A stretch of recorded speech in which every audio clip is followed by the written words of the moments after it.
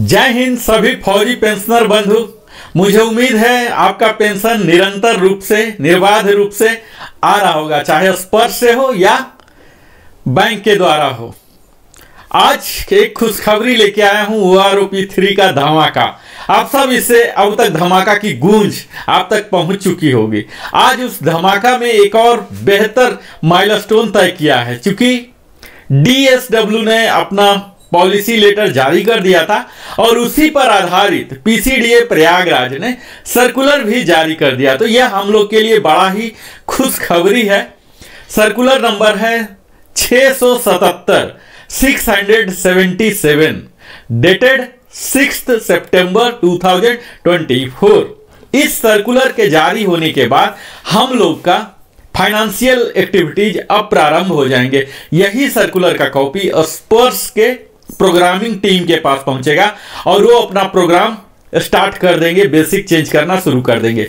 यही circular CPPC के पास जाता है, वहां के लोग उनके बैकएंड से उस प्रोग्राम को, उस बेसिक को रिवाइज करना शुरू कर देंगे। यही DPDO के पास जाएंगे या और भी पोस्ट ऑफिस और भी कोई PDA हैं, पेंशन डिसबर्सिंग एजेंसी, इन सब के पास सर्कुलर जाएगा और उनकी कार्रवाई प्रारंभ हो जाएगी। यानी कि अब हम लगभग 100% उम्मीद कर सकते हैं कि सितंबर माह का जो हमारा पेंशन आएगा वो OROP3 से के कारण बढ़ा हुआ आएगा और जुलाई और अगस्त माह का एरियर के साथ आएगा।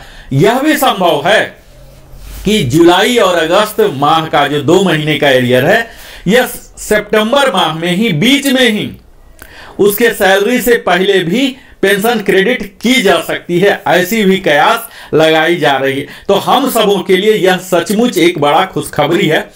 ये अलग बात है कि हमारे लिए कितना कम मात्रा में आया, ज्यादा मात्रा में आया, कितनी विसंगतियां आई, ये सब अलग है। तत्काल मैं इस वीडियो में, मैं जैसा कि आप देख पा रहे होंगे, अगर मेरे चैनल को आप फॉलो कर पा रहे होंगे तो देख पा रहे होंगे कि मैं डिटेल्ड वीडियो बनाता हूं और यह वीडियो भी थोड़ा लंबा होने वाला है, जहां की आपको धैर्य रखने की आवश्यकता होगी। कई लोगों का कंप्लेन होता है कि लंबा है, तो उसके लिए मैं क्षमा प्रार्थी हूं, क्योंकि छोटा वीडियो मुझसे बन नहीं पाता और लंबा वीडियो ही मैं बनाता हूं।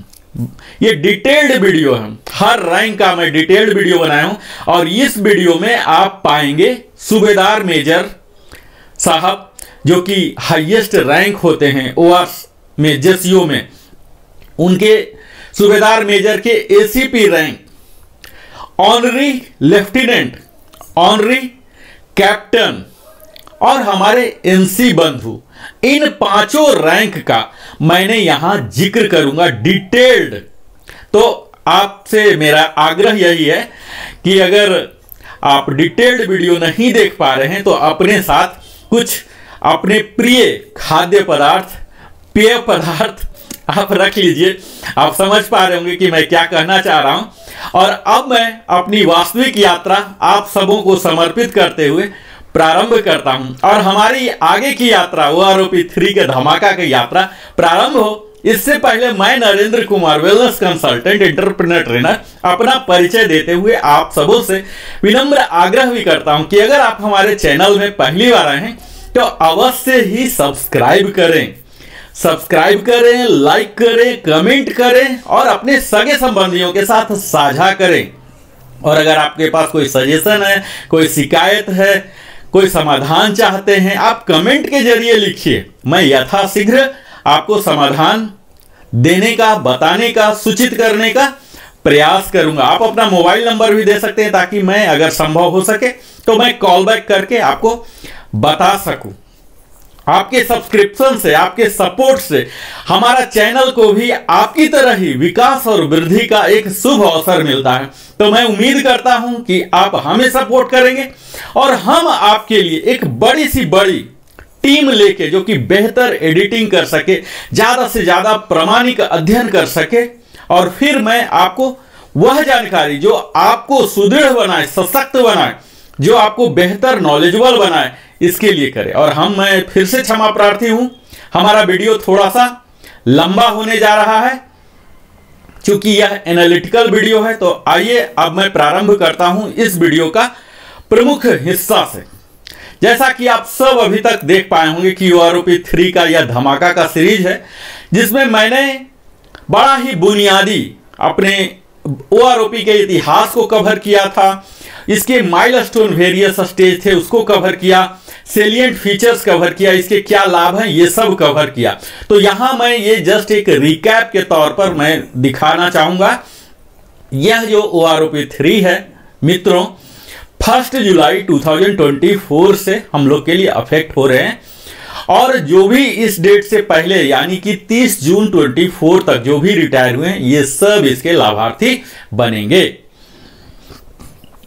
आपको अभी तक जो माइलस्टोन है इसमें आपको देखना पड़ेगा कि OROP 1 की शुरुआत 555 सर्कुलर से हुआ था, जो कि 1 जुलाई 2014 से हमारे लागू हो गए थे। 4 इंस्टॉलमेंट में इसके आए थे हमारे एरियर। उसके बाद OROP 2 आया था 666 सर्कुलर लेकर, जो कि 1 जुलाई 19 से लागू हुआ था, और 4 इंस्टॉलमेंट इसमें भी हुए थे, और वीर नारियां या एवार्डी को सिंगल एक मुश्त लमसम में दिया गया था।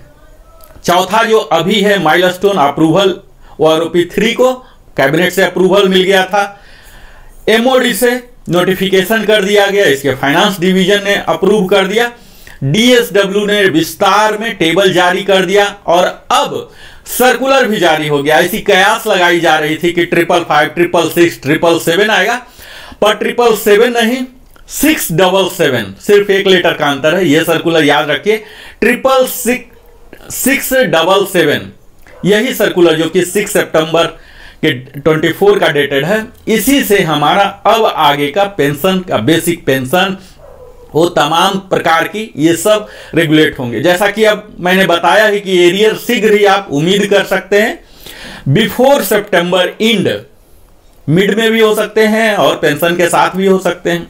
सेलिएंट फीचर इसमें हमने बता ही चुका हूं कि 5 साल, हर 5 साल पर यह OROP आता है। इसको बेहतर बनाने के लिए 121 टेबल्स हैं, इसमें 265 पेजेज हैं। यह सभी कैटेगरी के OROP 3 जो रिटायरिंग है, सर्विस है, स्पेशल है, डिसेबिलिटी है, वार इंजुरी है, इनवैलिडेटेड आउट है, ordinary, special, liberalise family pension लागू हो रहे हैं।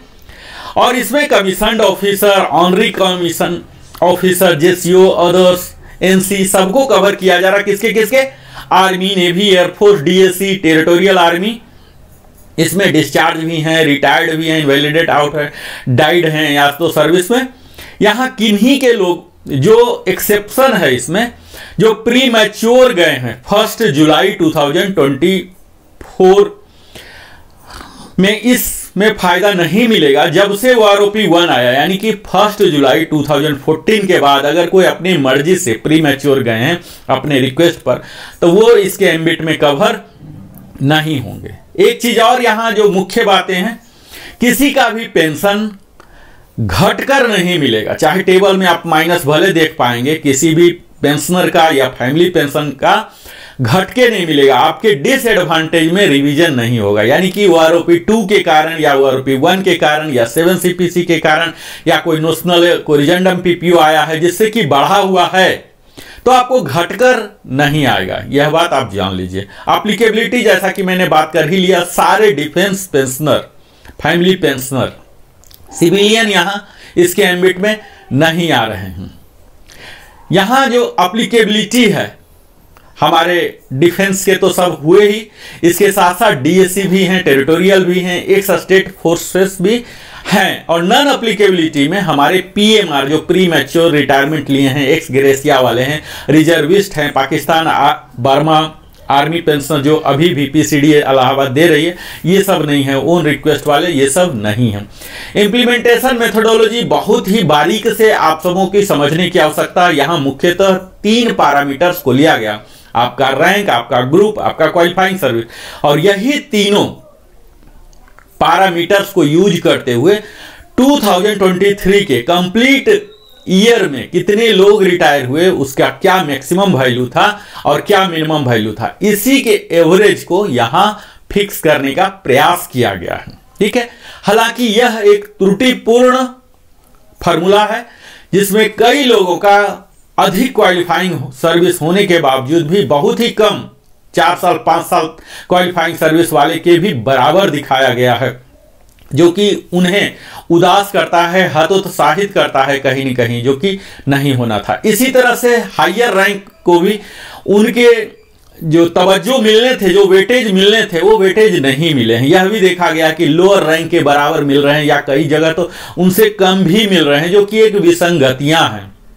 इसी तरह से कई लोगों का रिवीजन हुआ ही नहीं, पिछले 10 साल से कयास लगा के बैठे हुए थे कि जब भी वो आरोपी आएगा तो कुछ ना कुछ लेके आएगा, लेकिन कुछ भी लेकर नहीं आया। तो ऐसा कैसे हो सकता है? जो सर्विंग पर्सनल है, जो सेवा में है, उनका तो पेमेंट बढ़ ही रहा है, तो फिर पेंशन पर रिफ्लेक्ट होना चाहिए। ऐसा कौन सा फैक्टर आ गया जो कि उस रैंक को, उस ग्रुप को, उस क्वालिफाइंग सर्विस में बढ़ोतरी नहीं हुआ? तो यह भी एक विसंगतियां हैं। तो मुख्य जो इनके मेथोडोलॉजी है, मेथोडोलॉजी ही त्रुटिपूर्ण है, इस पर काम करना पड़ेगा। चलिए, अभी तो रिलीज हो गया सर्कुलर, अभी बहुत लंबी युद्ध है, हमने देश के लिए लड़ा, अब खुद के लिए लड़ना पड़ेगा। लड़ने के लिए क्या क्या हमारे पास लीगल रिकोर्सेस हैं, क्या क्या रिमेडियल एक्शंस हैं, ये सब हम आगे की वीडियो में बात करते रहेंगे। तत्काल इस मेथोडोलॉजी में यह देख लीजिए कि जो भी मैटर्स हैं, जो पॉलिसी मैटर हैं, वो आरोपी 2 में थे, वो आरोपी 1 में थे,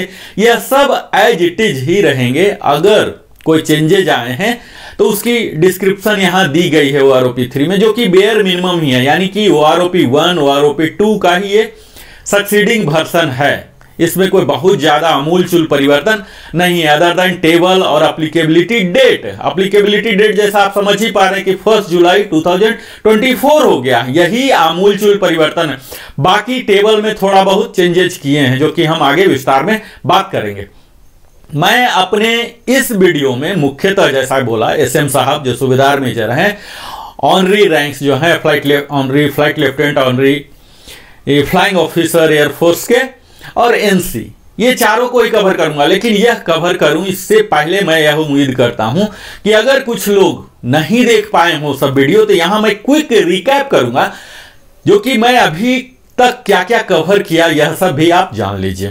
तो मैंने सिपाही रैंक का इक्विवेलेंट, उसके जो एसी होते हैं एयरफोर्स में, सीमैन होते हैं नेवी में, ये सब का हमने 10 साल तक दिखाया, जहां की या तो निगेटिव है या बहुत ही कम अंतर हुए हैं। जब हम 10 से ऊपर जाते हैं तब भी यहां करीब 12 इयर्स तक आपको बहुत ही कम अंतर दिखेगा, खासकर ये निगेटिव ग्रोथ है। जब हम 12.5 में जाते हैं तब जाके बढ़ता है, और 14.5 से एक्चुअल बढ़ोतरी दिख रहा है एक्स ग्रुप, वाई ग्रुप। आप अगर इस कैटेगरी से बिलोंग करते हैं, इस रैंक में अभिरुचि रखते हैं, इस रैंक से ही रिटायर हुए हैं, तो इस स्लाइड का आप स्नैपशॉट ले लीजिए। मैंने अपना तस्वीर काफी छोटा कर लिया है, आप बड़ा से बड़ा टेबल का हिस्सा ले सकते हैं और अपना देख सकते हैं कि आपका क्वालिफाइंग सर्विस क्या है। यहां मैं संक्षेप में आपको बता दूं कि क्वालिफाइंग सर्विस का राउंडिंग ऑफ किस तरह से होता है। आप यहां देख पा रहे होंगे 10.5 ईयर्स। 10.5 ईयर्स में वे लोग कवर होंगे जो कि 10 से ज्यादा हुए हैं, सिर्फ 10 से ज्यादा नहीं, 10 years 3 months, 10.3, 10 months, 10 years 3 months अगर किन्हीं का हुआ है और उससे एक दिन भी ज्यादा है तो 10.5 में आएंगे। और इसी तरह से 10 years 9 months तक भी अगर हैं तो 10.5 में 10.6 में ही कहलाएंगे। ठीक है, यानी कि यह कहने का 6 महीने का ब्रैकेट है, लेकिन अगला 3 महीना जो है उससे एक दिन भी ज्यादा होगा तो आप ऊपर वाले में चले जाएंगे। ठीक है, इस तरह से ही इसका फिलॉसफी लिया गया। सपोज कोई अगर 9 इयर्स और 10 मंथ्स किए हैं तो उनका 10 में होगा। 3 महीने के ब्रैकेट से अगर एक दिन भी आपका ज्यादा हो रहा तो आपको एडवांटेज दिया जाएगा, और 3 महीने से अगर कम आ रहे तो फिर नीचे वाले ब्रैकेट में आएंगे। तो यह फिलॉसफी है राउंडिंग ऑफ क्वालिफाइंग सर्विस। यहां आप ग्रुप देख रहे होंगे। अभी तक आपने अगर सेवा में पिछला 20 साल 25 साल रहे हैं, छोड़े हैं, तो आपको पता होगा कि पहले क्या क्या ग्रुप होते थे। As of now X group और वाई ग्रुप 2 ही एग्जिस्टेंस में है। मैं ये सब टेबल को विस्तार में ज़्यादा विश्लेषण में नहीं जाऊंगा। पहला कारण तो यह है कि मैं ऑलरेडी बता चुका हूं। दूसरा यह कि यहाँ सिपाही जो कि 20.5 में बहुत कम लोग, एक्सेप्शनल ही होंगे कोई, वो इसमें जाते होंगे, या तो पहले चले जाएंगे या हायर रैंक में जाएंगे। यहाँ ऑनरी रैंक है, यहाँ भी आप देख लीजिए कि 10 ईयर्स तक कोई ज़्यादा इजाफा नहीं है। ये सब मेडिकल बोर्ड आउट वाले ही इस क्वालिफाइंग सर्विस में होते हैं। यहाँ मुख्यतः 14 से 15 से जाना शुरू करेंगे, नेवी में 15 से जाना शुरू करते हैं, जो कि अच्छा खासा यहाँ दिख रहा है इजाफा, एक्स में भी और वाई में भी। आप यहाँ देख पाएंगे, मैं इस डिटेल्ड वीडियो में OROP 3 माइनस OROP 2 किया हूँ। यहाँ डिफरेंस दोनों एक्स वाई ग्रुप को दोनों साथ साथ लेके चला हूँ। यहाँ आप देख लीजिए कि सारे वैल्यू एक्स और वाई के लिए सेम लेके चला गया है ऑनरी नायक के लिए। इसी तरह से 2890 जो कि बिल्कुल ही ट्रिकी फिगर, मैजिक फिगर दिख रहा है, इसमें कोई जाएंगे नहीं। यहाँ आप नायक जो कपल होते हैं या लीडिंग सीमैन कह सकते हैं नेवी में, यहाँ 10 साल तक, बाकी पूर्वज जो टेबल था उसमें भी यही चीज था, निगेटिव वैल्यू था। यहाँ भी 10 साल तक निगेटिव वैल्यू ही दिख रहा। 10 के बाद भी यहाँ नायक में 17 साल तक भी अगर कोई गए हैं एक्स ग्रुप में तो माइनस ही है, और यहाँ पॉजिटिव हुए हैं वाई ग्रुप में 16.5 से। तो आर्मी के अधिकतम लोग इस ब्रैकेट में जाते हैं। 17 से स्टार्ट हो जाता है उन लोग का, तो 1381 स्टार्ट हो रहा है, जो कि अच्छा खासा है। अगर एक्स ग्रुप में कोई जाते हैं कपल में ही तो 2075 तक मिल रहा है, तो यहाँ काफ़ी अच्छा। और यहाँ फिर से ट्रिकी है, अगर कोई 21.5 तक नायक में जा रहे हैं तो 2075, लेकिन उसके बाद 4025 है। मुझे नहीं लग रहा कि इस कैटेगरी में कोई जाते होंगे जो कि इतना बड़ा लाभ ले पाएंगे। इसी तरह से यहाँ भी वाई ग्रुप में 1881 तक दिया गया है, बहुत ही कम होंगे। ऑनरी हवलदार के लिए भी इसी तरह से 10 तक में माइनस है, तो माइनस वैल्यू पर मैं विस्तार में बिल्कुल ही बात ही नहीं करूंगा क्योंकि माइनस तो होगा नहीं, उनको फिर OROP 2 का मिलेगा। ऑनरी हवलदार में भी यहाँ देख लीजिए कि 17.5 से पॉजिटिव होता है। वाई ग्रुप में शुरू से ही थोड़ी थोड़ी बढ़ोतरी है, और यहाँ 16.5 में जाकर 4 डिजिट में बढ़ोतरी प्रारंभ हो जाता है। यहाँ आप देखेंगे कि किस प्रकार से हर जो जाने वाले हैं एक्चुअल, जिसमें ज़्यादा जाते हैं, उन्हें कुछ न कुछ देने का प्रयास किया गया है।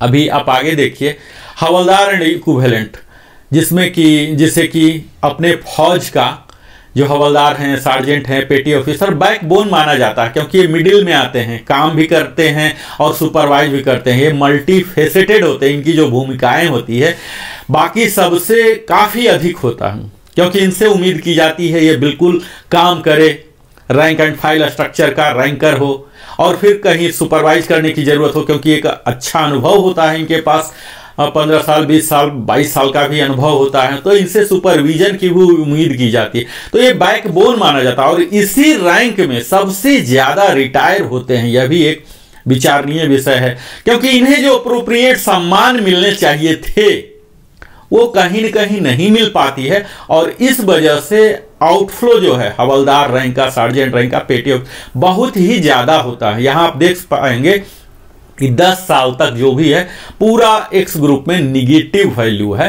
हालांकि 10 साल तक मेडिकल बोर्ड ऑफ कोई हवलदार नहीं बनेगा, डायरेक्ट हवलदार बना है तभी होगा, या स्पोर्ट्स कोटा से, एक्सेप्शनल कोटा से हो सकता है। अदरवाइज नॉर्मल चैनल में 10 साल में हवलदार नहीं बनेंगे। वाई ग्रुप में 3 डिजिट में एटलीस्ट 500 के एवरेज में इजाफा है। इसी तरह से जब हम आगे बढ़ते हैं एक्स ग्रुप में आप देखेंगे 17 ईयर्स तक निगेटिव ग्रोथ ही है, 17.5 से बढ़ा है और 18 से अच्छा खासा बढ़ने लगा है। और 20 ईयर्स एक्स ग्रुप के जो अधिकतम जाते हैं, यहां इन्हें एक सम्मानजनक फिगर दिया गया है 2525, 2525 रुपए का इजाफा दिया गया। बड़ा ही शुभ नंबर है। तो 20 में ही जाते हैं, तो यहाँ जो भी 20 वाले हैं सार्जेंट, इनके लिए बहुत एक नायाब तोहफा मान सकते हैं। और इसके ऊपर डीए भी आएगा, और शीघ्र ही 8 CPC भी आ रहा है, तो काफ़ी बेहतर कहा जा सकता है। अगर 53% भी डीए इसके ऊपर रख लें तो यह फिगर 4000 से ज़्यादा होने वाला है। इसी तरह से वाई ग्रुप के लिए भी सब के लिए कुछ न कुछ दिया गया है। यहाँ तो आप देख लीजिए 13.5 में 2794 दिया गया है। 15 में 206 दिया गया है। यहाँ थोड़ी सी कमी हुई है इनकी भी, और इनके भी अगर 20 ईयर्स में आर्मी जाते हैं, ऐसे 20 नहीं जाते हैं लोग, 24 में जाते हैं, अगर कोई 20 में जा रहे हैं तो 2756 इन्हें भी काफ़ी अच्छा सम्मानजनक फिगर दिया गया है। तो यह तो हवलदार के हो गए। इसी तरह से जैसे हवलदार में कई लोग 24 में जाते हैं आर्मी में अधिकतम और वाई ग्रुप के होते हैं, तो इन्हें अच्छा फिगर मिला, 2506 मिला है। और उससे भी ऊपर अगर जाते हैं, जो कि अगला रैंक नायब सूबेदार नहीं बन पाए, हवलदार ही हैं, तो 2618 है।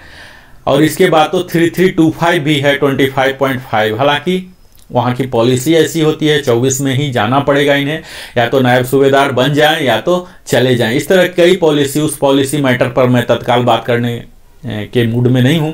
मैं अभी ये बात करूंगा कि क्या क्या डिफरेंस है। तो एक्स ग्रुप में 21 साल के 2000 डिफरेंस हो रहे, 21 एंड 6 महीने में 2000 का डिफरेंस है। और उसके बाद सेंट्रली इन्होंने पूरे 28 साल जो मैक्सिमम है 1675 का दिया है। तो यहाँ काफ़ी कहा जा सकता कि हवलदार को मिला है, स्पेशली वाई ग्रुप को तो और भी बेहतर मिले हैं।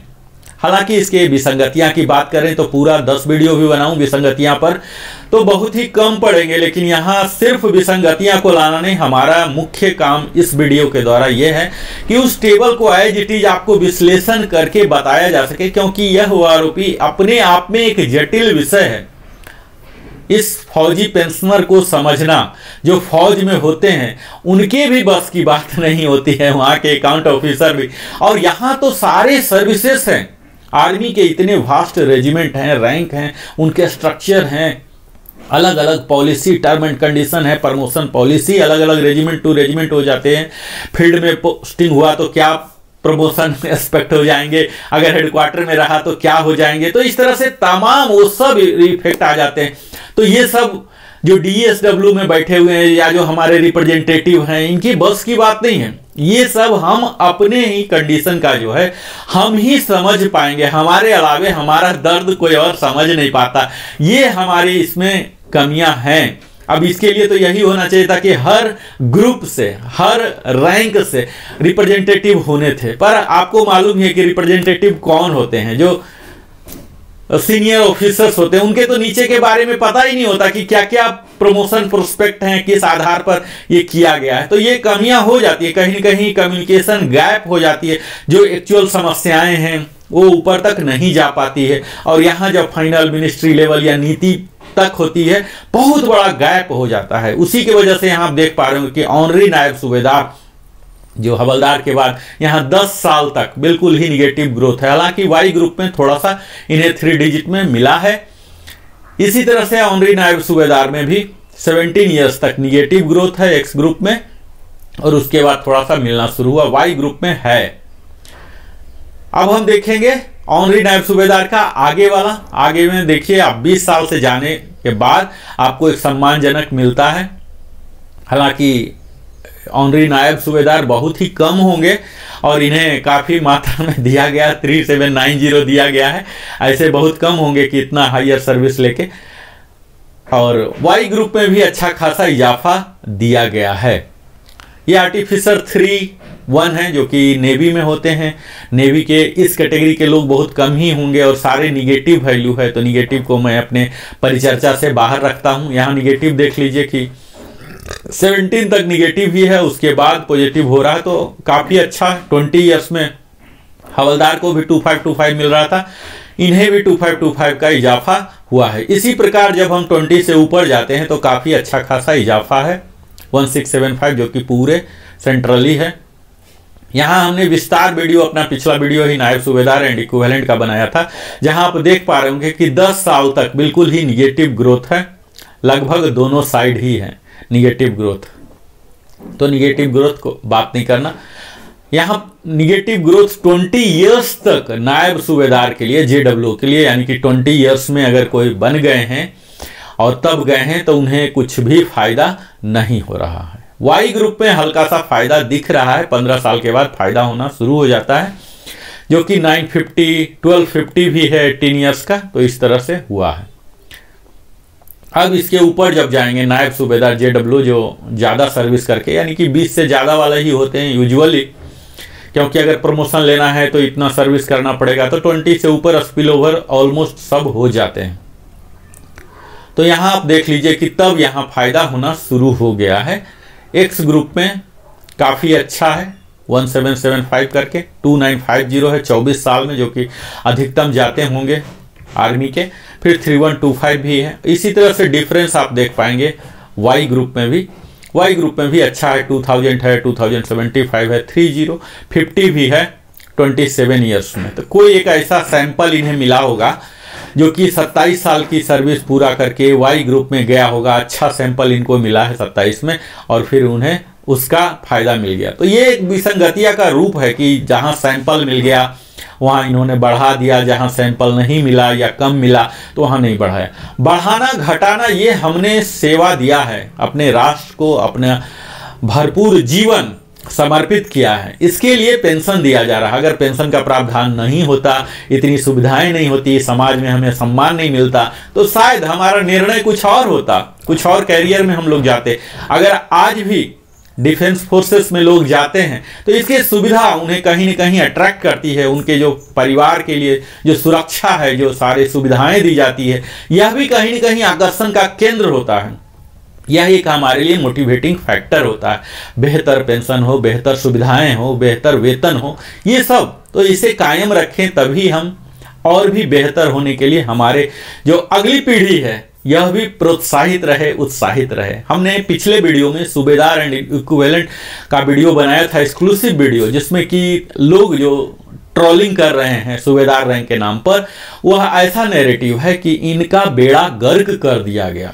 OROP 1 में भी कुछ नहीं मिला, 2 में भी नहीं मिला, और 3 में भी कुछ नहीं। तो ये जो बेड़ा गर्क कर दिया गया, इस नैरेटिव कहां तक सत्य है, कहां तक झूठ है, इसे आप स्वयं देख लीजिए कि यहाँ 6 महीने से लेके 10 साल तक एक्स ग्रुप में पूरे निगेटिव ग्रोथ है, और इतना हाइयर निगेटिव ग्रोथ तो ये कैसे हो गया, घट कैसे गया।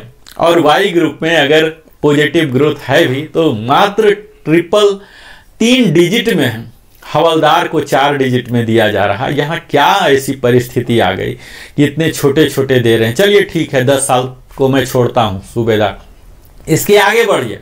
सूबेदार बनने में 20+ ही करने पड़ेंगे। वारंट ऑफिसर बनने के लिए भारतीय वायुसेना में कम से कम 24 से 25 साल की सर्विस करनी पड़ती है। तो यहाँ आप देख पा रहे हैं कि अगर कोई 19 साल तक भी जा रहे हैं, बहुत ही कम होंगे मिड कि वो वारंट ऑफिसर बन भी गए और फिर जा भी रहे हैं, तो 19 तक पूरे एक्स ग्रुप में निगेटिव ग्रोथ है। वाई ग्रुप में थोड़ा थोड़ा मिल रहा है, कोई स्पोर्ट्स कोटा में आए, कोई डायरेक्ट रिक्रूट हुए हवलदार से, या डायरेक्ट जेसीओ में, ऐसे प्रावधान हैं। तो यहाँ थोड़ा थोड़ा इन्हें दिया गया है। अब फिर देख लीजिए कि यहाँ 18 ईयर्स में 450 है, 16.5 में 700। तो ये जो टेबल है, टेबल देख के ही आपको पूरा इरिटेशन हो जाएगा। मैं इरिटेट नहीं हो रहा हूं, मैं तो प्रवक्ता हूं पर ये जो भी देखेगा ये इरिटेट हो जाएगा कि क्या लॉजिक लिया गया है। अगर 17 ईयर्स में 700 की बढ़ोतरी हो रही है तो 17.5 में कौन ऐसा अपराध कर दिया कि आप उसे 0 कर रहे हैं और 18 में -450 कर रहे हैं। ये सॉफ्टवेयर के फॉर्मूला एक्सेल में डाल के कर दिया इन्होंने। क्या सैंपलिंग लिया, रॉन्ग सैंपलिंग भी तो हो सकता। आपने सैंपल नहीं मिला तो इसमें वो क्या करेगा, वो सूबेदार क्या करेगा 17.5 वाला, अगर आपके पास सैंपलिंग नहीं उस पूरे वर्ष में इस लेंथ ऑफ सर्विस वाला 17.5 वाला कोई रिटायर नहीं हुआ, डिस्चार्ज नहीं हुआ, तो इसमें उसका क्या दोष है। आपको सैंपल नहीं मिला तो आपने 0 डाल दिया। आपको सैलरी से लेना है, आपको मालूम है कि सैलरी का आधा पेंशन होता है, तो सैलरी तो मिल ही रहा ना सूबेदार को, घट के तो नहीं मिल रहा, 0 तो नहीं मिल रहा तो उस सैलरी का आधा कर देना है। जो पार्ट सैलरी का पेंशन में दे रहे हैं, बेसिक है, डीए है, जो भी पैरामीटर्स हैं, उन सभी पैरामीटर्स का आधा करके आप यहां फिक्स कर सकते हैं। तो ये तो इलॉजिकल है, या तो इरोनियस हुए हैं या टर्म ऑफ रेफरेंस में ही इस तरह की चूक रही है। तो इस चूक का खामियाजा सूबेदार रैंक को भरपूर उठाना पड़ रहा। यानी कि हम यह कह सकते हैं कि जो मार्केट में अभी ट्रोलिंग है, सूबेदार रैंक का बेड़ा गर्क कर दिया गया, यह सच होता हुआ दिख रहा। हालांकि 20+, जो कि यूजुअली 20+ में ही सूबेदार जाएंगे, वारंट ऑफिसर जाएंगे, 24 में जाएंगे। अब इन्हें देख लीजिए कि 250 रुपीज का दिया जा रहा है। ये क्या है? 250 रुपीज तो टिप्स जैसा लग रहा है। इतने सर्विस इन्होंने किया, इतने कठोर परिश्रम किया, और तब इनको छोटा सा अमाउंट 3 डिजिट में दिया जा रहा है। इससे बेहतर तो सिपाही का दिया जा रहा था। तो इन्होंने सर्विस किया, इनकी सिंसियरिटी पर इन्हें रैंक मिला है। इस चीज को इन्होंने डिजर्व किया होगा, तभी तो सर्विस ने इन्हें इस रैंक से नवाजा है। तो इस चीज को पेंशन में भी रिफ्लेक्शन होना चाहिए, जो कि नहीं हुआ है, त्रुटिपूर्ण है। और इसमें अथॉरिटी को चाहिए कि संज्ञान ले और इन पर रिवाइज किया जाए इस टेबल को। मैं उम्मीद करता हूं कि हम सबों का सामूहिक प्रयास होगा। सूबेदार रैंक के साथ जो किया गया है ऐसा गलत है, इसे माने अथॉरिटी और सुधारने का प्रयास करें। अब मैं आगे आता हूं, जो कि आज का मुख्य बिंदु है। अभी तक तो मैं रिकैप ही कर रहा था, यह मानते हुए कि हमारे कई बंधु जो नहीं देख पाए होंगे वो देख लें, वो समझ लें। अब मैं नए विषय पर आ रहा हूं, जो कि हमारा आज का मुख्य विषय है, सूबेदार मेजर एंड इक्विवेलेंट, यानी कि master warrant officer, master chief पेटी ऑफिसर, आर्टिफिसर 1 और 2 जो नेवी में होते हैं। इनकी आप देख लीजिए कि क्वालिफाइंग सर्विस 10 साल, तो 10 साल तक तो ये कोई जाते ही नहीं है। ठीक है, चूंकि कोई जाते नहीं है तो इनके सैंपलिंग जो कलेक्ट कर रहे थे एक्स ग्रुप में कुछ भी नहीं मिला और ये माइनस में जाते गए। तो चलिए हम इग्नोर करते हैं। ऐसा बहुत ही रेयर होंगे कि कोई डायरेक्ट रिक्रूटमेंट, ऐसा कोई स्कीम है, एसएम डायरेक्ट आते हैं और चले भी जाते हैं। मेडिकली पहला तो आते नहीं, दूसरा बात इस क्वालिफाइंग सर्विस तक में बनेंगे नहीं, दूसरा बनेंगे तो मेडिकल वगैरह के कारण ही जाएंगे। तो यहाँ सारे निगेटिव हो रहे हैं। हालांकि वाई ग्रुप में 3 डिजिट में यहाँ इन्हें इजाफा हो रहा है। 437 देख लीजिए 6 महीने में, तो यहाँ बहुत ही कम होते हैं ऐसे केसेस। तो इस सैंपलिंग पर मैं विचार नहीं कर रहा हूँ। मैं आगे बढ़ता हूँ और आगे देखिए, यहाँ देखिए कि 10.5 में यहाँ भी इनके निगेटिव ग्रोथ ही दिख रहे हैं। यहाँ देखिए 10.5 एक्स ग्रुप की अगर बात की जाए तो निगेटिव ग्रोथ ऑलमोस्ट 18 इयर्स तक है। निगेटिव ग्रोथ तो एक निगेटिव ग्रोथ ही पूरा है, तो निगेटिव पर मैं बात ही नहीं कर रहा हूं। 18.5 से शुरू हो रहा 316 रुपीज का इजाफा, 19 में 768 की बढ़ोतरी, 19.5 में 1219 की इंक्रीज हुई है और 20 इयर्स में थोड़ा सा इंक्रीज हुआ है, बढ़ोतरी हुआ है 1539 का। इसी प्रकार अब वाई ग्रुप में थोड़ा सा बेहतर स्थिति देख सकते हैं कि यहाँ निगेटिव के बजाय पॉजिटिव वैल्यू है। यानी कि वाई ग्रुप के कुछ ऐसे लोग हैं जो गए हैं और इन्हें सैंपलिंग मिला है और हर जो बढ़ा हुआ अमाउंट है इसमें डिफरेंस देख रहे हैं, बहुत ही फ्रीक्वेंटली डिफरेंस। 10.5 में 593, 11 में 602, यानी कि अलग अलग कंडीशन के अलग अलग लोग गए हैं जिनके पेंशन बहुत ही वेराइटी रहे होंगे, वेराइटी बहुत ही ज़्यादा रहा होगा, इसलिए इतना वेराइटी यहाँ भी आया फाइनली। इनके इजाफा होने शुरू हुए हैं वास्तविक वाई ग्रुप में 16.5 से 100,090 का इजाफा हुआ। इसी प्रकार 20 इयर्स के अगर हैं तो इनके बम्पर 3035 रुपीज के हुए हैं। अगला टेबल जो है 20 इयर्स 6 मंथ का, जिस ब्रैकेट में यहाँ के अधिकतम लोग आते हैं, इसी ब्रैकेट में रिटायर होना शुरू करते हैं वास्तविक, तभी ये बन भी पाएंगे सूबेदार मेजर। जो एवरेज केस ले रहा हूं, यहां आप देख पाइए कि एक्स ग्रुप का जो हम देख पा रहे हैं, आप यहां देखिए ये काफी बेहतर है 20 इयर्स में, जो कि अब रिटायर हो रहे हैं। 20.5 के लिए 1562 है, 21 के लिए 1106 है, 21.5 के लिए 15 है। तो यहां आपको काफी डिफरेंस दिखेगा। 23 के लिए अगेन ये बड़ा ही डिस्करेजिंग है कि 22.5 तक के लिए 1050 है, और उससे अगर आपने ज्यादा सर्विस किया 23 से, जो कि यहां इसी ब्रैकेट में ऑलमोस्ट यही जो ब्रैकेट है इसमें लोग जाते हैं, और यहां बहुत ही कम कर दिया गया है। ये देखिए यहां आप देखेंगे टोटल निगेटिव वैल्यू में कर दिया गया है। क्योंकि इनकी जो मैक्सिमम है कैपिंग कर दिया गया 32,000 पर, इसके वजह से पूरा निगेटिव वैल्यू यहाँ आ गया। यहाँ 34 भी किया गया है तो निगेटिव वैल्यू है। तो ये सब पूरी विसंगतियां हैं। हम कयास लगा के बैठे थे कि हमारा बढ़ेगा, ये क्या है कि और घट के आ गया। हालांकि यही चीज़ अगर आप देखेंगे डिफरेंस वाला वाई में, तो वाई ग्रुप में काफ़ी अच्छा इजाफा यहाँ मिला है, जिन्हें कि 20.5 में 3,500 है, 3,308 है। तो यहाँ काफ़ी अच्छा अमाउंट इन्हें दिया गया है 24 ईयर तक। अब देख लीजिए कि क्या लॉजिक है कि एक्स ग्रुप को निगेटिव में है, वाई ग्रुप का इतना पॉजिटिव हो गया। तो ये महज सैंपलिंग है। ये तो हमें लग रहा है कि आगे की दुनिया हमारी जीवन और दशा और दिशा आर्टिफिशियल इंटेलिजेंस और सॉफ्टवेयर तय करने वाला है। जो डाटा एनालिटिक को डाटा मिला और वही हमारा जीवन तय करेगा क्या? हमारा जो आत्मा है, हमारा जो शरीर है, हमारे जो इंटेलिजेंस है, ये क्या एआई के सामने नतमस्तक हो चुका है? आज जो सॉफ्टवेयर इसका जो टेबल बनाने में लिया गया है सहारा एआई का, डाटा एनालिटिक का, क्या वही रूल करेंगे पूरे राष्ट्र को? हम लोग जो आबादी है, इतना भारत की आज आबादी इतने हो चुकी है पढ़े लिखे लोगों की 140 करोड़, क्या ये सब बेकार है एआई के सामने? तो ये एआई की चूक है, आप सीधा कह सकते हैं ये एआई की चूक है। यहाँ एक्स को एक तरफ से निगेटिव वैल्यू दिया गया और यहाँ पॉजिटिव वैल्यू दिया गया। हम लोग आज हो क्या रहा है, इतना ज्यादा निर्भर हो गए हैं एआई टूल्स पर, उसका खामियाजा हमें सहना पड़ रहा है।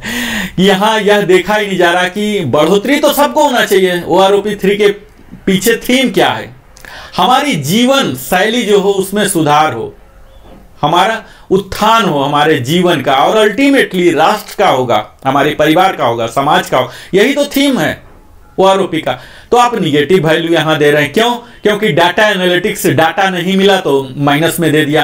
किसी ने मैनुअल इसे वेटिंग करने का कोशिश किया, किसी ने इसे मैनुअल प्रूफ रीडिंग करने का प्रयास किया। जो भी टेबल आया जनरेट हो गया, 121 टेबल DSW ने रिलीज कर दिया, PCDA ने भी 677 सर्कुलर जनरेट कर। क्या आदमियों के लिए, क्या आदमी की इंटरफेरेंस नहीं चाहिए? क्या सिर्फ एआई रेगुलेट करेंगे पूरे वर्ल्ड को और पूरे इंडिया को? तो इसमें महान त्रुटि है, इन त्रुटियों को देखने की जरूरत। हाँ, आज के समय में हम टेक्नोलॉजी को, एआई को इग्नोर नहीं कर सकते, लेकिन यह भी नहीं है कि उस पर ओवर रेटेड कर दें, ओवर कॉन्फिडेंट हो जाए और उसके कारण कई लोगों को खामियाजा उठाना पड़े, जो कि यहां क्लियर कट दिख रहा है। अगर 24 ईयर्स में 2950 का इजाफा हो रहा है, जो कि पिछले पे कमीशन में इतना ही था, तो फिर 1250 ही क्यों है? इनको भी सेम प्रोपोर्शनल होना चाहिए था। इसमें तो सिंपल सी है कि जितना परसेंट बढ़ाना है तो मिनिमम सब में बढ़ना ही चाहिए। तो यहां आप देख लीजिए कि सूबेदार मेजर को बहुत ही ज्यादा खामियाजा सहना पड़ रहा है। इसके आगे आप देखिए और भी ज्यादा जो इस ब्रैकेट में जाएंगे 28.5, एक्स ग्रुप में मात्र 25 रुपीज का डिफरेंस हो रहे हैं। ये क्या है? -25 जा रहे हैं और फिर 29.5 450 का हो रहा। एक जो सूबेदार मेजर साहब अपने पूरे जीवन की आहुति कर देते हैं, अपने कैरियर की आहुति कर देते हैं, 28 साल 29 साल सर्विस देते हैं, और उसके बाद उनको निगेटिव ग्रोथ दिया जा रहा है, जो कि उम्मीद लगा के, कयास लगा के बैठे थे कि हमें ये करना है, वो करना है। हालांकि ये सब अमाउंट आज के समय में बहुत बड़ा अमाउंट नहीं है, लेकिन कई लोग, हमें यह भी देखना है कि कई लोग का एकमात्र आय का साधन हो सकता है यही पेंशन, और वो अगर घटके हो तो उनके आशा पर कितना पानी फिरेगा, कितना खेद होगा, कितना दुख होगा, कितना फ्रस्ट्रेशन होगा। आप सोशल मीडिया पर देख लीजिए कि कितना हमारे लोग फ्रस्ट्रेशन में हैं। उनकी भाषा हम हर दिन पढ़ते हैं कमेंट में, कई लोग तो कुछ गजब ही कर देते हैं, अपनी मर्यादित भाषा को भी भूल जाते हैं, जो कि हमें नहीं भूलनी चाहिए। हमारे साथ अगर कुछ सही नहीं हुआ तो उसका एक तरीका है, लीगल रिकोर्स है, रिमेडियल एक्शन लेने के लिए है। हमारे पास ऑप्शंस ऑलवेज खुले रहते हैं, इनको लेना कि अपनी भाषा को अमर्यादित करके सब पर रखे, क्योंकि हमारी मर्यादित भाषा, हमारा आचरण, हमारा संस्कार, हमारा परिवेश, हमारा पालन पोषण का तरीका सब कुछ दिखाता है। तो हमें आगे का युद्ध जारी रखना है, अपने जीवन को बेहतर बनाने के लिए, अपनी आर्थिक स्थिति को करने के लिए, लेकिन एक मर्यादित तरीके से। निश्चित है ये एक डाटा एनालिटिक्स एआई की चूक है, और उस एआई को जिसने असाइन किया, जिस अथॉरिटी ने, जिस व्यक्ति ने, जिस संस्था ने, वहां का चूक है। पर सबसे बड़ा चूक ये है कि उसे एज इट इज थ्रू कर दिया गया बगैर देखे हुए। तो यहां आप देख पा रहे होंगे, इसी का नमूना है 33 एंड एबव जो रिटायर होते हैं एमडब्ल्यू साहब एयरफोर्स के खासकर, तो उन्हें एक अच्छा खासा सम्मानजनक फिगर दिया गया है 2725। और वाई ग्रुप में यही चीज बहुत ही कम है, आधा से भी कम है 11,1175। हालांकि आर्मी के अधिकतम जो सूबेदार मेजर रिटायर होते हैं 32 में, 32.5 में ही, इससे ऊपर बहुत कम ही जा पाते होंगे, अपवाद होंगे 5% से भी कम होंगे। तो यह तो है सूबेदार मेजर साहब की कहानी। इसके बाद हम सूबेदार मेजर एसीपी ए, एसीपी बी और इक्विवेलेंट है। यही लगभग यही कहानी इनके साथ भी दिख रहा है मुझे, और जो कि मैं इस टेबल में इतना विस्तार में नहीं जाऊंगा क्योंकि इसमें आने वाले काफ़ी कम लोग होंगे। मेरा वीडियो एज इट इज काफ़ी लंबा हुआ जा रहा, समय की कमी के कारण आपको सिर्फ समरी बता पा रहा हूं। यहाँ एसीपी वाले जो एसएम हैं इनमें भी लगभग वही चीज़ है जो पिछला था। यहाँ थोड़ा सा और भी आपको दुखी करने वाला होगा कि पूरा एक्स ग्रुप में निगेटिव वैल्यू जा रहा, हालांकि वाई ग्रुप में अच्छा खासा इन्हें मिला है। आप अगर इस ग्रुप में बिलोंग करते हैं, एसएम, एसीपी, ए, बी मिला है, तो आप इस टेबल का स्नैप ले सकते हैं। आप अपने खुद के लिए आप उसको कंपेयर कर सकते हैं। मुझे नहीं लगता कि इस टेबल को ज़्यादा एनालाइज करने की जरूरत है, ये बिल्कुल ही उसी तरह से है जो कि सूबेदार मेजर का था। अगला रैंक जो कि बड़ा ही सम्मानजनक है, honorary lieutenant, honorary flying officer और ऑनरी सूबेदार लेफ्टिनेंट बोलते हैं नेवी में। तो इनके लिए है, ये काफ़ी मशक्क़त के बाद मिलते हैं। 15 अगस्त को, 26 जनवरी को मिलते हैं। इनके पूरे अदम्य सर्विस जो होते हैं, आप बोल सकते हैं अद्भुत सर्विस इनके सचमुच होते हैं। हर रैंक को इन्होंने पार किया है, सारे कष्ट को पार किया है। संपूर्ण जीवन का समझिए 2/3 तो इन्होंने आहुति दे दिया है राष्ट्र के लिए। यहाँ पहला टेबल जो देख रहे हैं, जो 10 साल तक दिखा रहा है, इनमें कोई ग्रुप नहीं होता, XY नहीं होता, मर्ज हो जाते हैं ये लोग। 10 साल तक पूरा निगेटिव ग्रोथ है, तो ठीक है 10 साल तक कोई ऑनरी लेफ्टिनेंट बन नहीं पाएंगे, हम इसे इग्नोर करते हैं। अगला टेबल में चलते हैं 10.5 में। यहाँ भी लगभग निगेटिव वैल्यू ही है, 19 ईयर्स तक निगेटिव है, और उसके बाद 19.5 में 448 मिला है, 20 में 1024 मिला है, जो कि 20 ईयर सर्विस करके कोई ऑनरी लेफ्टिनेंट नहीं बनेंगे, ऑनरी फ्लाइंग ऑफिसर नहीं बनेंगे, इसलिए इस टेबल को भी हम इग्नोर करते हैं। अगला में चलते हैं। आर्मी में कुछ ऐसे हो सकते हैं जो कि युवा होते भी ऑनरी लेफ्टिनेंट बन जाते हैं, तो उन्हें यहां से फायदा मिलना शुरू हो गया है, यानी कि एआई को डाटा मिलना शुरू हो गया है 20.5 से, तो 1600 का इजाफा हुआ है। और वही देख लीजिए कि 25 में -300 हो गया, ऐसा डिप लिया है। कितना बड़ा एरर है, यानी कि 24.5 में जब गए हैं, इन्हें सैंपल मिला है, और जहां सैंपल नहीं मिला है वहां पूरा निगेटिव कर दिए। सैंपल मिलना न मिलना ये एआई का, उस प्रोग्रामर का, उस सॉफ्टवेयर डेवलपर का, उस कंपनी का जरूरत हो सकता है, उस पेंशनर का जो उस पर आश्रित है, वो इससे प्रभावी हो, दुष्प्रभावी हो जाए, ये कहां का न्याय है। तो यहां क्लियर कट अन्याय दिख रहा कि आप ज़्यादा सर्विस करके गए हैं तो आपको निगेटिव मिलेगा, यानी कि आप में बढ़ोतरी नहीं होगी। यहाँ आप देख पाएंगे आमूल चूल परिवर्तन जो है, जो 33 साल और उससे ज़्यादा का, यहाँ काफ़ी अच्छा बढ़ोतरी हुआ है। हालांकि आर्मी में 33 साल और उससे ज़्यादा करके नहीं, 32 ही इनका कट ऑफ होता, अगर मैं बिल्कुल सही हूँ तो आप लोग हमसे बेहतर जज कर सकते हैं।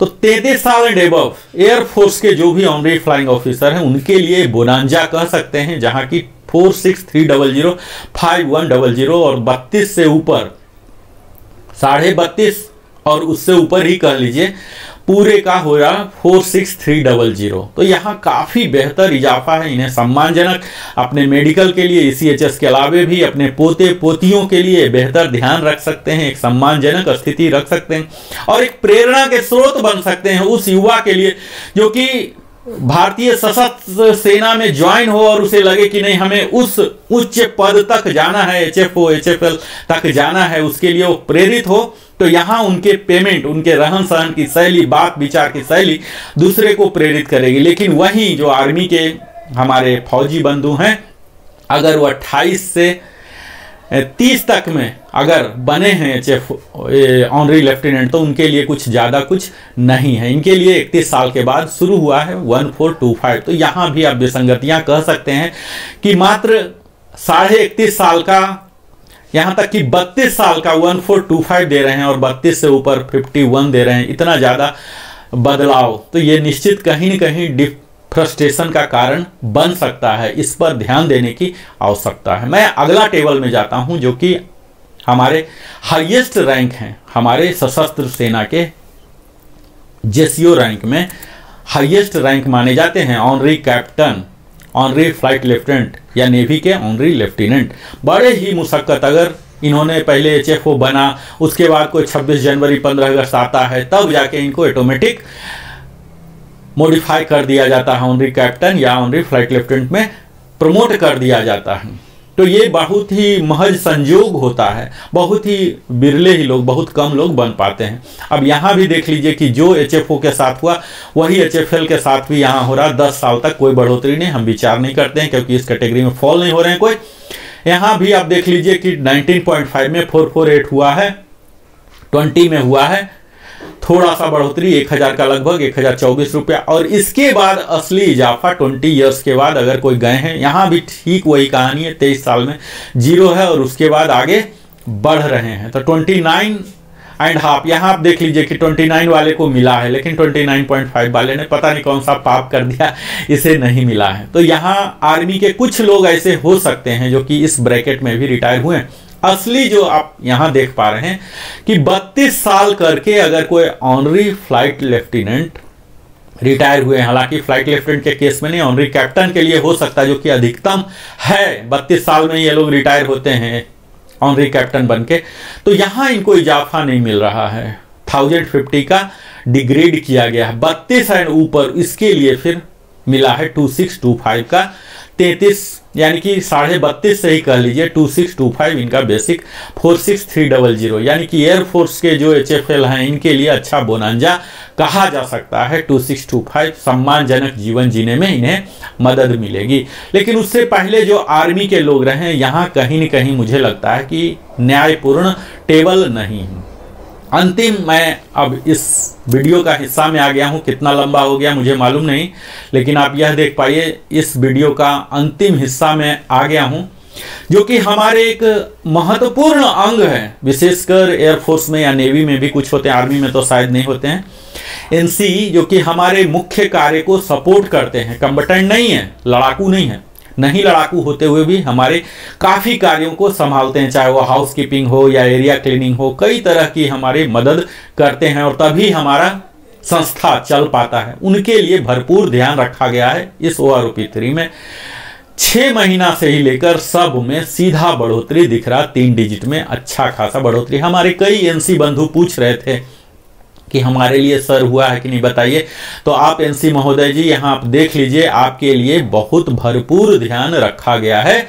6 महीना से कहीं कोई निगेटिव वैल्यू नहीं है। आप जिस ब्रैकेट में आते हैं उस स्लाइड का आप स्नैप ले लीजिए और अपने लिए दिखाइए। यही एक एनसी ऐसा रैंक यहाँ दिख रहा है। हमें बड़ी खुशी हो रही है कि कम से कम हमारे एनसी बंधु को कहीं निगेटिव वैल्यू का सामना नहीं करना पड़ रहा। पूरा भरपूर मात्रा में 3 डिजिट और 14 के बाद देखिए 1005 और 20 साल के बाद 1209 रुपया। तो एक बेहतर जिंदगी, सुविधा से भरी हुई जिंदगी हो, खुशी पूर्वक हो, परिवार के साथ गुजर बसर अब कर सकते हैं। थोड़ा सा बढ़ावा दिया गया है। अगर 20 के बाद वो गए हैं तो 1000 रुपया है। एनसी मात्र ही एक रैंक ऐसा है जिसे देखकर अपना दिल खुश हो जाता है। खासकर आप देखिए यहाँ जो 29 ईयर्स करके एनसी करके गए हैं। एनसी में भी अलग अलग कई रैंक होते हैं, लेकिन यहाँ टिंडल और ये सब डिस्क्राइब नहीं किया गया, सिर्फ एनसी रखा गया है। क्वालिफाइंग सर्विस दिया गया, इसमें कोई ग्रुप वगैरह होता नहीं चाहिए। इनमें भी इंटरनल प्रमोशन होते हैं। 29 के बाद देख लीजिए 29,900 की बढ़ोतरी इन्हें की गई है, तो काफी बेहतर है। यहाँ आप देख लीजिए कि अगर पूरे सर्विस सुपर एन्यूएट किए हैं 30 तो 2625 करके गए हैं, तो काफी बेहतर है। इस तरह से मैं मानता हूं कि आप सब ने मेरा साथ दिया, भरपूर साथ दिया।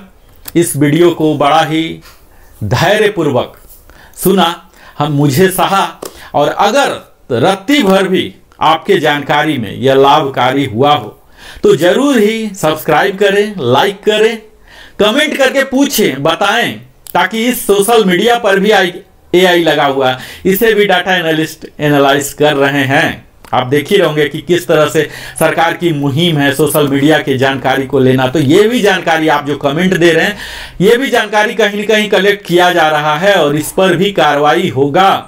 सरकार इस फीडबैक पर काम करेगी। तो आपकी अगर कोई पॉइंट है, जेन्युइन पॉइंट है, आपके केस में कोई मेरिट है, तो अवश्य ही आप रखें। आप सकारात्मक होते हुए आप रखें, निश्चित है उस पर बेहतर सकारात्मक एक्शन भी लिया जाएगा। हम उम्मीद नहीं छोड़ सकते हैं, हमारी पूरी जिंदगी उम्मीद पर ही टिकी हुई है। और इसी तरह से आप सेहतमंद रहें, क्योंकि पेंशन पाने के लिए आपका सेहतमंद होना, आपका जीवन कायम रहना, यह प्रीरिक्विजिट है। लाइफ सर्टिफिकेट के बिना पेंशन नहीं चलता है। तो आपने अपने जीवन का बहुमूल्य समय हमारे साथ बिताया, इसके लिए हृदय की गहराइयों से बहुत बहुत धन्यवाद। फिर मिलता हूं, और अगर सब्सक्राइब नहीं किया अवश्य ही सब्सक्राइब करें, ताकि लिविंग हैप्पीली भी एक लीडिंग चैनल बने, आप फौजी बंधुओं को और बेहतर जानकारी मुहैया कराने में। हम फिर से आते हैं नए विषय पर और बेहतर रिसर्च के साथ। तब तक बहुत बहुत धन्यवाद। जय हिंद, वंदे मातरम।